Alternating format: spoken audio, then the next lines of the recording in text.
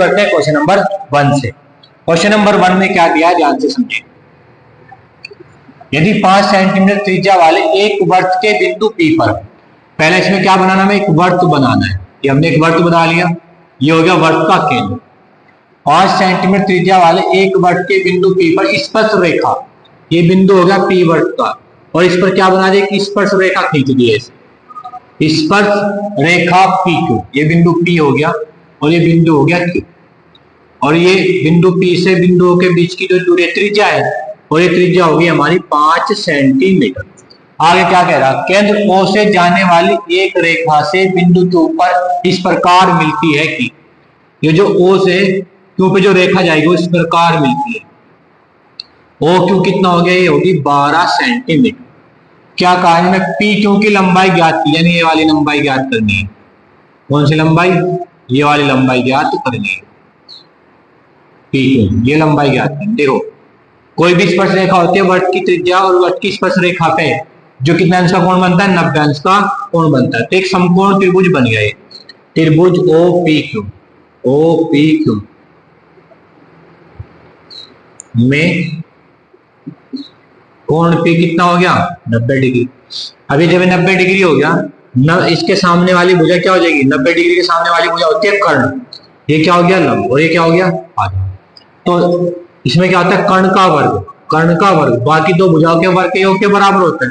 तो यहाँ लिखेंगे OQ का वर्ग, OQ का वर्ग बराबर OP का वर्ग प्लस PQ का वर्ग। अब देखो OQ कितना दिया आपको, OQ दिया है 12, तो 12 का वर्ग। OP कितना है 5, 5 का वर्ग। PQ ये हमें ज्ञात करना है, PQ का वर्ग। अब आप ध्यान से समझे, 12 का वर्ग होता है 144, 5 का वर्ग कितना होता है 25, प्लस कितना PQ का स्क्वायर, ये प्लस इधर आके माइनस हो जाएगा।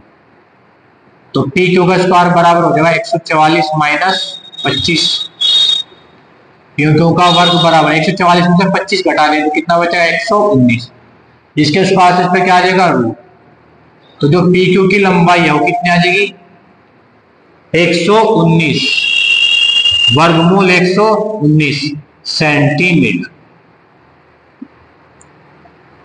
ये आ गया हमारा आंसर क्वेश्चन नंबर 1। अब चलते हैं क्वेश्चन नंबर 2 की तरफ।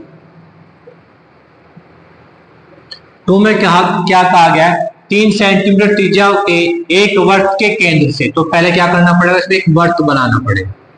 ये वर्त बना लिया, ये हो गया वर्त का केंद्र से, और त्रिज्या कितनी है 3 सेंटीमीटर। मान लो इस बिंदु P पर त्रिज्या कितनी होगी 3 सेंटीमीटर।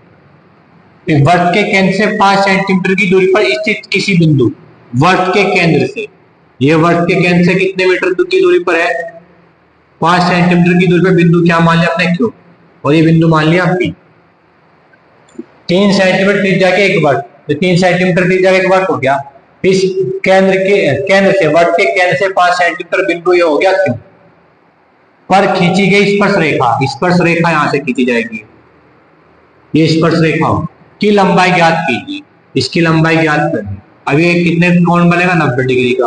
तो जब कर्ण, ये क्या हो जाएगा 90 डिग्री के सामने भुजा क्या होता है कर्ण, और कर्ण जो होता है बाकी दो भुजाओं के योग के वर्ग के बराबर होता है। तो यहाँ लिखेंगे त्रिभुज OPQ में कोण P कितना है 90 डिग्री।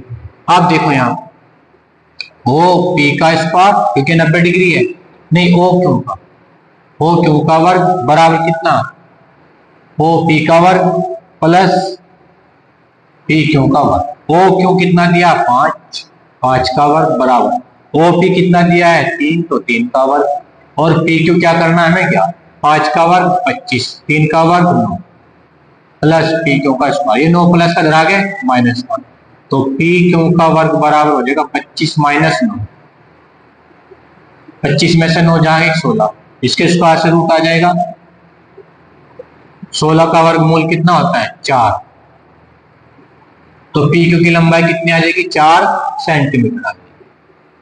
तो ये थे हमारे चैप्टर नंबर 10 के दो मोस्ट इंपोर्टेंट क्वेश्चन जो प्रत्येक वर्ष आपसे बोर्ड एग्जाम में पूछे जाते हैं। तो आज की वीडियो में आपने क्या सीखा प्लीज कमेंट करके जरूर बताएं। यदि आप चैनल पर नए हैं तो चैनल को सब्सक्राइब कीजिए ताकि आपको सभी वीडियोस का नोटिफिकेशन टाइम टू टाइम मिलता रहे। Thank you for watching this video.